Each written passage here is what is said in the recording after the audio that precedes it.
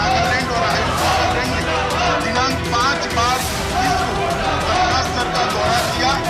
इसी पुलिस थाने में घटना के बारे में प्राथमिकी दर्ज की गई है और मामले की गंभीरता को ध्यान में रखते हुए इस मामले को राज्य अपराध पुलिस स्टेशन को जांच के लिए सौंप दिया गया है। इस संदर्भ में दोस्तों, मैं राशिद ज़हीर हूं और आप देख रहे हैं ऑनलाइन न्यूज़ इंडिया। आपको मालूम है कि नागालैंड में किस तरह का सेना का और आम आदमियों का या किसी दूसरे वर्ग का जो मुठभेड़ हुई है उसमें किस तरह का आगजनी और किस तरह की मौतें हुई हैं, ये आपको मालूम है। पूरा देश, विपक्ष, बाकायदा तमाम सभी नेता गृह मंत्रालय से गुहार लगा रहे थे कि आप आकर इसमें बयान दें। गृह मंत्री का कल 9:30 बजे ट्वीट भी हुआ था, अपनी संवेदना व्यक्त भी की थी। लेकिन विपक्ष के साथ जिस तरह से एक विचार विमर्श होना चाहिए कि भाई इस तरह का ये मामला हुआ है और हमारी सरकार ये काम कर रही है, और असल घटना ये है ऐसा कुछ नहीं हुआ। गृह मंत्री आए और अपना शॉर्ट एंड स्वीट एक बयान दिया और चले गए। इसी को लेकर के वहां पर जो तमाम विपक्षी नेता थे उन्होंने कहा कि ये एरोगेंस का मामला है, यानी कि गृह मंत्री आते हैं और विपक्ष को कॉन्फिडेंस में लिए बिना अपनी रटी रटाई बातें पढ़ते हैं और चले जाते हैं या रुक जाते हैं। बहरहाल उनका क्या, अब उन्होंने ये किया कि उन्होंने वहां से वॉकआउट करना मुनासिब समझा। कांग्रेस ने और बाकी तमाम नेताओं ने गृह मंत्री के इस बयान के साथ अपना नाराजगी जताई और बताया कि इस तरह से हम इसको वॉकआउट कर रहे हैं। आपकी स्क्रीन पर मैं एक सांसद है उनका बयान भी दिखाऊंगा, लेकिन पहले आप देखिए ट्वीट। सुप्रिया भारद्वाज हैं, उन्होंने कहा, लिखा ट्वीट किया कि Congress, DMK and other opposition parties stage of walkout from the Lok Sabha. Lok Sabha से विपक्ष के नेताओं का जाना ये इतना आम बन गया है और हमारी सत्ता पक्ष उनको रोककर, उनको समझाकर या उनको बिठाकर ये नहीं बता पाती है कि हमारी सरकार के क्या क्या काम हैं और हम क्या क्या इकदामात स्टेप्स ले रहे हैं पर्टिकुलर विषय में। होता यूं है कि या तो निलंबित कर दिया जाता है सांसदों को, या सांसदों अपने खुद ही छोड़ करके बाहर आ जाते हैं। आगे लिखता है कि after home minister statement was we were asking for certain clarification by government didn't allow. उन्होंने कहा कि हमने जब गवर्नमेंट से, यानी कि होम मिनिस्टर के स्टेटमेंट पर पूछना चाहा क्लियरिफिकेशन के बारे में, तो गवर्नमेंट ने उसको अलाउ नहीं किया। इसी वजह से so we walked about out of Lok Sabha, और लोकसभा से वो लोग बाहर आ गए। ये आपको मैं ट्वीट पर दिखा रहा हूं। अब मैं आपको मानिक टैगोर हैं, उनका ट्वीट दिखाता हूं, उनकी वीडियो दिखाता हूं कि उन्होंने क्या कहा कि हमारी बात नहीं सुनी जा रही है, क्लियरिफिकेशन नहीं दिया जा रहा, तो लिहाजा हमने वहां से बाहर किया। सिद्धार्थ शर्मा इसको ट्वीट करते हैं, लिखते हैं कि गृह मंत्री के लोकसभा में दिए गए बयान पर प्रतिक्रिया। गृह मंत्री के नागालैंड पर बयान से हम संतुष्ट नहीं हैं, हमें स्पष्टीकरण नहीं मांगने दिया गया, जिसकी वजह से हमने लोकसभा से वॉकआउट किया। ये वीडियो देखिए, कुछ सेकंड का वीडियो है। उसके बाद मैं आपको दिखाऊंगा कि ये एक्चुअली घटना क्या है और इसके पीछे सरकार और विपक्ष का आरोप क्या है। पहले आप ये वीडियो देखें। In the Lok Sabha today, when we raised the Nagaland issue, the Honorable Speaker and the Parliamentary Affairs Minister promised that the Home Minister will come and reply. The Home Minister came and replied a very short reply, and for the clarification, when we were asking for the clarification, we were not allowed. And we were not satisfied with the reply of the Home Minister. Therefore, the opposition parties, Congress Party and DMK and other alliance partners walked out in protest against the reply of the Home Minister. तो आपने video देखा किस तरह से कांग्रेस आई के और DMK के बाकी नेता वॉकआउट कर जाते हैं, लेकिन सत्ता पक्ष इस बात की जिम्मेदारी महसूस नहीं करता है कि भाई विपक्ष का एक रोल होता है, उसको पूछगछ करने का पूरा अधिकार है। पहले लोकसभा में, राज्यसभा में, संसदों में ऐसी प्रथा नहीं थी। पहले होता यूं था कि लोकसभा स्पीकर हो या बाकी नेता हों, वो आपस में बैठ करके अपने गतिरोध को दूर कर लिया करते थे।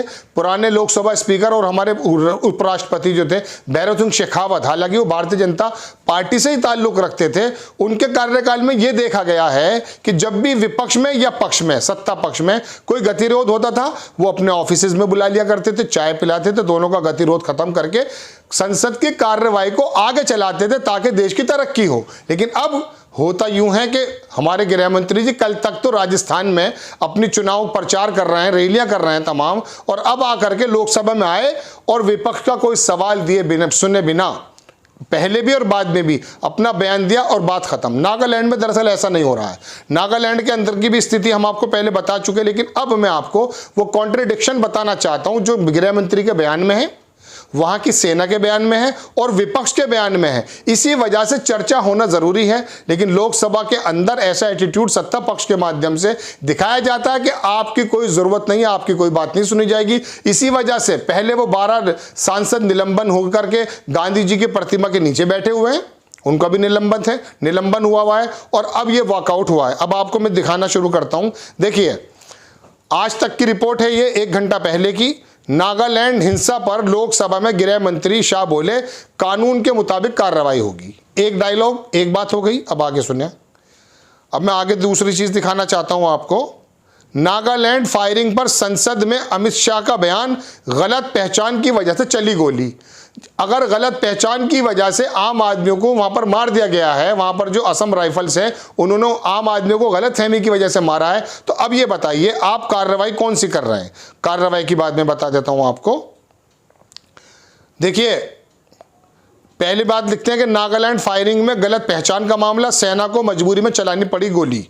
इसमें सेना ने भी अपना खेद जताया है, इसमें कोई दो राय नहीं है। असम राइफल ने खेद जताया, लेकिन उसके बाद सेना के खिलाफ फिर रिपोर्ट हो जाती है, फिर कहा जाता है कि इनके खिलाफ कार्रवाई होगी। अब ये कानून के मुताबिक कार्रवाई होगी। नागालैंड हिंसा पर लोकसभा में गृह मंत्री शाह बोले कानून के मुताबिक कार्रवाई होगी। अगर वो गलतफहमी की वजह से हुई है तो संवेदना व्यक्त कर रहे हैं आप, तो फिर ये बताइए, इधर आप सरकार सेना का भी पक्ष लेते हैं, सिक्योरिटी फोर्सेस का भी पक्ष लेते हैं और उनका भी पक्ष लेते हैं, तो गलत कौन है? तरफ अमित शाह जी कहते हैं कि चूंकि पहचान नहीं हो पाई थी इसलिए सेना को गोली चलानी पड़ी, सिक्योरिटी फोर्सेस को गोली चलानी पड़ी। परिवार वालों के लिए संवेदना भी व्यक्त की गई। दूसरी तरफ कहते हैं कानून के मुताबिक कार्रवाई होगी और उनके खिलाफ मुकदमा भी दर्ज हो चुका है। ये भी मैं आपको अलग रिपोर्ट दे रहा हूं। ये दो कॉन्ट्रडिक्शन हो गए। अब इसके अंदर वहां के जो चीफ मिनिस्टर हैं उनका भी बयान है और असदुद्दीन ओवैसी जो हमारे लोकसभा सांसद हैं उन्होंने भी कहा कि जब तक अफसा खत्म वहां पर नहीं होगी वो जलता रहेगा। यानी कि पूरी जो त्रिपुरा इधर वाली बेल्ट है, मणिपुर हुआ और ये नागालैंड हुआ, इसके जलने की बात असदुद्दीन ओवैसी भी करते हैं। अब मैं आपको वहां के जो मुख्यमंत्री हैं उनका भी बयान बता देता हूं। उनका भी कहना यह है कि जब तक अफसा खत्म नहीं होगी यहाँ पर सुकून नहीं मिल पाएगा। देखिए, नागालैंड में सियासी उबाल क्या बचेगी, नियो की कुर्सी, वहां के चीफ मिनिस्टर हैं, इनके बारे में मैं बता दूं आपको कि ये इनका कहना यह है कि यहां से अफसा खत्म हो जानी चाहिए। देखिए, लिखा है असम राइफल के जवानों ने इन लोगों को प्रतिबंधित संगठन समझकर गोलियां चला दी, फायरिंग कर दी। वोटिंग में अंतिम संस्कार में जब वहां के चीफ मिनिस्टर गए, नागालैंड के मुख्यमंत्री नेफ्यू रियो ने नागालैंड में लागू AFSPA armed force special power act को तत्काल हटाने की मांग की है।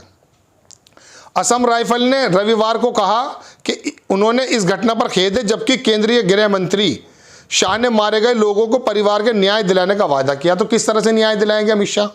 असम राइफल केंद्रीय गृह मंत्रालय के दायरे में आती है। मुख्यमंत्री नेफ्यू रियो ने शांति की अपील करते हुए कहा कि एक विशेष जांच दल की घटना की जांच करेगा। विशेष जांच दल घटना की जांच करेगा। अब इसमें 3 बातें आती हैं। वहां के मुख्यमंत्री कहते हैं कि इसको हटा लिया जाए अफसा को, और मुख्यमंत्री कहते हैं कि उनके खिलाफ कार्रवाई होगी। लोकसभा में कहते हैं वो गलतफहमी के कारण मारे गए। सेना के लोग भी उसके अंदर खेद जताते हैं। 3-4 बातों। अब विपक्ष इन तमाम बातों को लेकर अगर पूछना चाहता है, आपकी भूमिका जानना चाहता है, तो उसमें प्रॉब्लम क्या है? इसी वजह से बड़ी खबर हमने आपको बताई कि कांग्रेस और DMK के सदस्यों ने वॉकआउट कर दिया, लेकिन सत्ता पक्ष को, गृह मंत्रालय को, गृह मंत्री जी को या हमारे पूरे सत्ता पक्ष को लोकसभा के अंदर कोई फर्क नहीं पड़ता है कि वो वॉकआउट कर दें।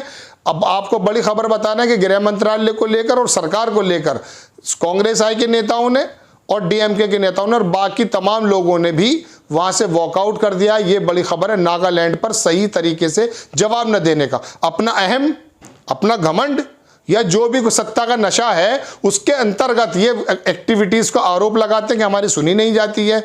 और होता यूं है कि अमित शाह जी के बारे में जैसे मैंने आपको बताया, संवेदना तो ट्वीट पर व्यक्त की, लेकिन पूरे दिन वो वहाँ रहे राजस्थान और अपनी रैलियों को संबोधित करते रहे। ये देश के अंदर चल रहा है। असदुद्दीन का भी आरोप कि वो पूरी मणिपुर और आसाम और ये तमाम जो बेल्ट है ये जल रही है। आपको इस खबर कैसी लगी अपनी राय कमेंट बॉक्स में दीजिएगा और चैनल को सब्सक्राइब कीजिए। और नेक्स्ट टाइम मैं फिर किसी खबर के साथ आ जाता हूँ। जय हिंद। चैनल को सब्सक्राइब करें और घंटी जरूर दबाएं।